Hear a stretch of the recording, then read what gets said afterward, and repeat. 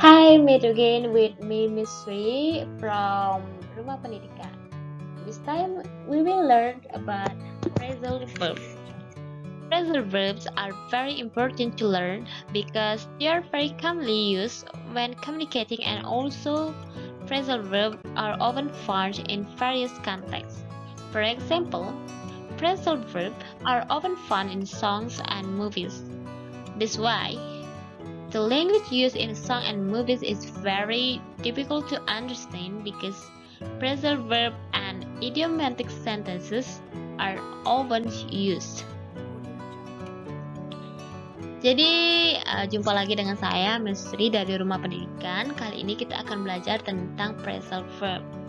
Phrasal verb itu sangat penting dipelajari karena sangat sering digunakan dalam berkomunikasi sehari-hari, dan phrasal verb juga sering ditemukan dari berbagai konteks bahasa, misalnya di dalam lagu dan juga film.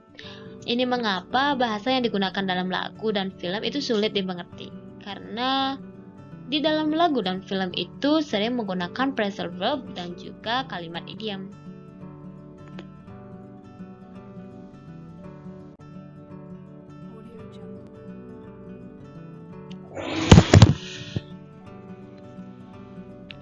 So, what is a phrasal verb? A phrasal verb that consists of a verb with a preposition or adverb or both, the meaning of which is different from the meaning of its separate parts. Jadi, phrasal verb itu terdiri dari kata kerja ditambah dengan preposisi atau kata depan, atau kata kerja ditambah kata keterangan, atau kata kerja ditambah kata keterangan dan ditambah kata depan, yang mana maknanya berbeda dari masing-masing bagian. So phrasal verb is a verb plus preposition or verb plus adverb. This formula consists of two words. And the last is a verb plus adverb plus preposition. This formula consists of three words. Jadi rumus dari phrasal verb itu adalah verb atau kata kerja ditambah preposisi atau kata kerja ditambah dengan kata keterangan, yang mana rumus itu terdiri dari dua kata. Phrasal verb juga ada yang terdiri dari tiga kata, dengan rumus kata kerja ditambah kata keterangan dan ditambah dengan kata depan atau preposisi.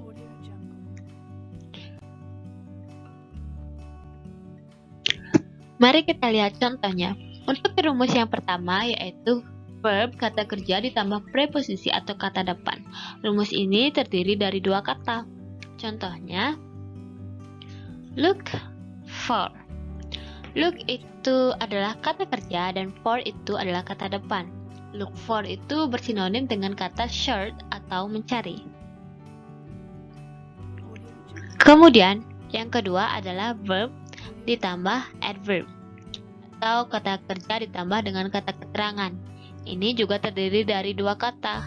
Contohnya, look back. Look itu verb dan back itu adverb. Look back itu sama dengan artinya mengingat kembali atau menoleh ke belakang. Dan yang terakhir ini terdiri dari tiga kata, yaitu kata kerja ditambah kata keterangan ditambah dengan preposisi atau kata depan. Contohnya, look forward to. Look itu adalah kata kerja, forward itu adalah adverb, dan to itu adalah kata depan. Jadi look forward to itu berarti menanti-nanti atau menunggu.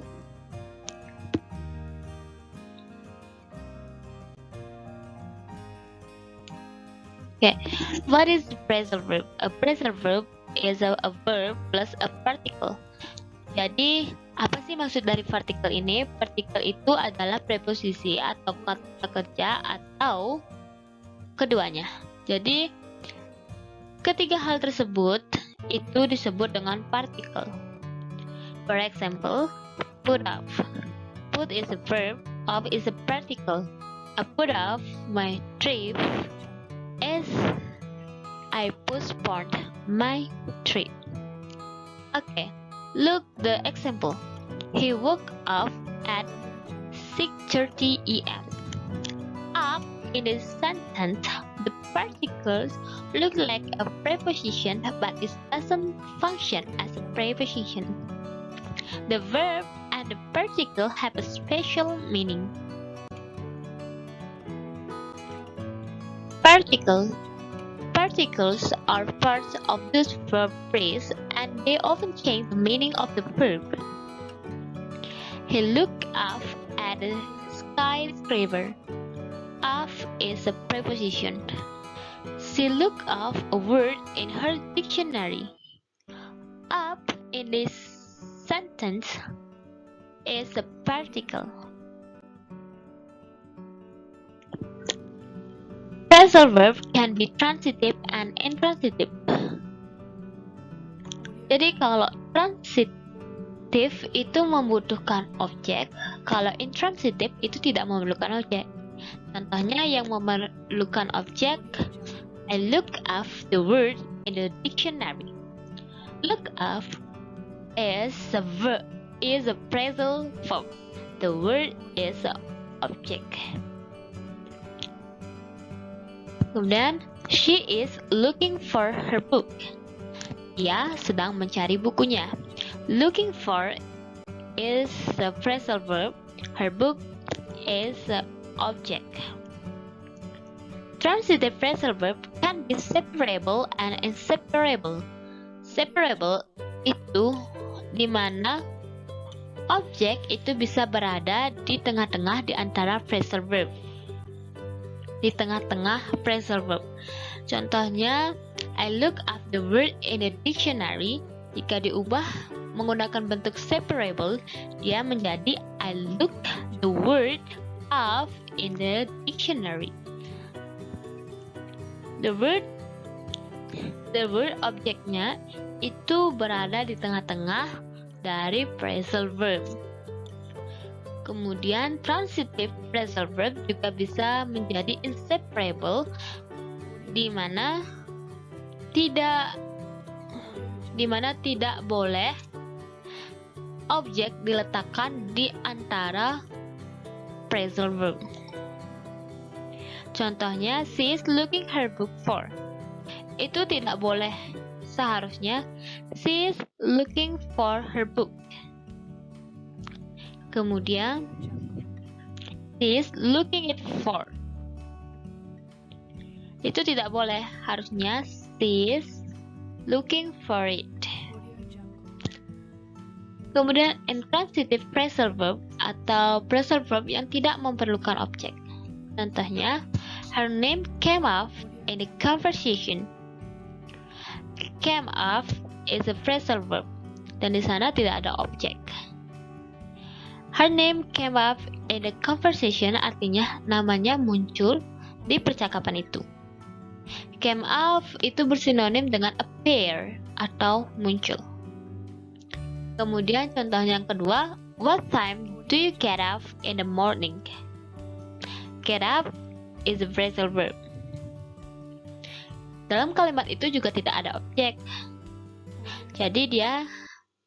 Jadi ini namanya intransitive phrasal verb. Karena dia nggak ada objek, secara otomatis dia adalah inseparable. Perlu yang kalian ketahui, untuk phrasal verb yang terdiri dari 3 kata, itu akan menjadi inseparable kecuali kalimat itu memiliki 2 objek. For a phrasal verb consisting of 3 words, it will be inseparable unless the sentence has 2 objects. Oke, jadi ingat, phrasal verb itu bisa menjadi transitive dan intransitive. Transitive itu artinya membutuhkan objek, kemudian intransitive itu tidak memerlukan objek. Transitive phrasal verb bisa menjadi separable, di mana Objek bisa berada di tengah-tengah phrasal verb dan juga bisa menjadi inseparable atau objek tidak boleh berada di tengah-tengah antara phrasal verb.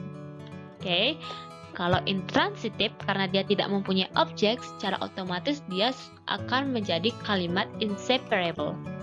Dan catatan penting, untuk phrasal verb yang terdiri dari 3 kata atau yang rumusnya verb plus adverb plus preposisi, itu akan menjadi inseparable kecuali jika kalimat itu memiliki 2 objek. Oke?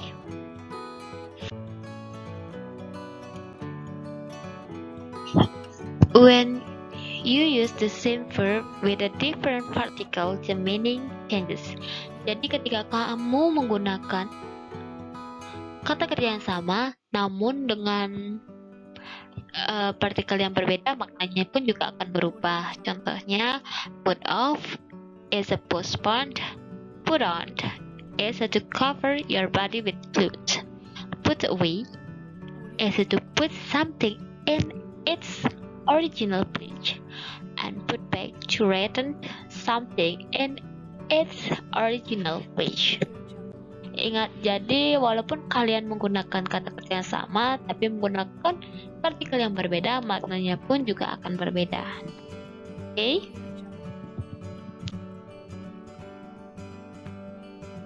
Some phrasal verbs have more than one meaning. Ini beberapa phrasal verb yang memiliki makna lebih dari satu. Contohnya, keep on itu bisa berarti to continue dan juga bisa berarti not to remove something. Take off itu bisa berarti remove dan juga bisa berarti leave.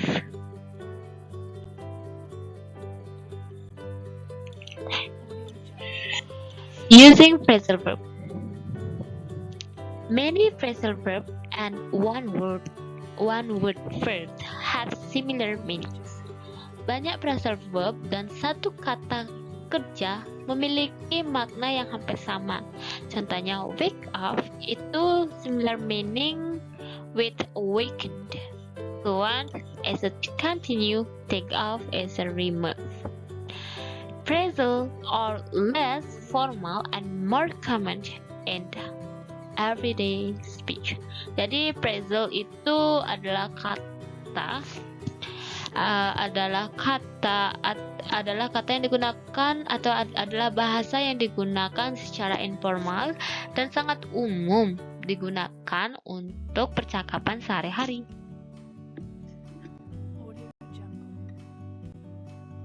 Ini ada beberapa contoh dari phrasal verb.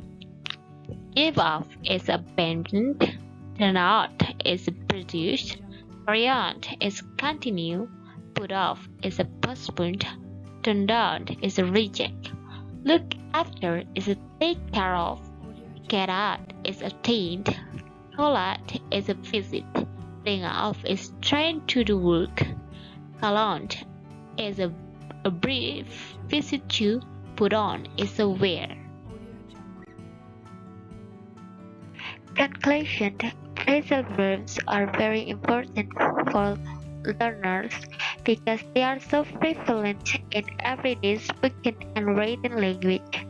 It is easy to guess their meaning because the verb and the particle capture usual meaning that you need to learn. Jadi phrasal verb sangat penting untuk dipelajari karena sangat sering digunakan dalam percakapan sehari-hari dan juga di dalam tulisan. Phrasal verb juga mudah untuk dimengerti maknanya atau ditebak maknanya karena kata kerja dan partikel biasanya tetap menyimpan maknanya sendiri. Jadi seperti look back atau look for itu memiliki makna yang bisa kita tebak karena look for itu mencari, itu artinya mencari, tapi jika dilihat satu-satu melihat untuk, kita bisa menebak bahwa melihat untuk berarti itu seolah-olah kita sedang mencari, karena kalau kita mencari pasti kita melihat-lihat seperti itu.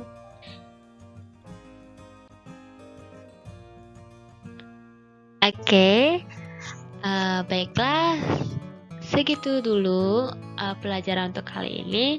Thank you for your attention and goodbye.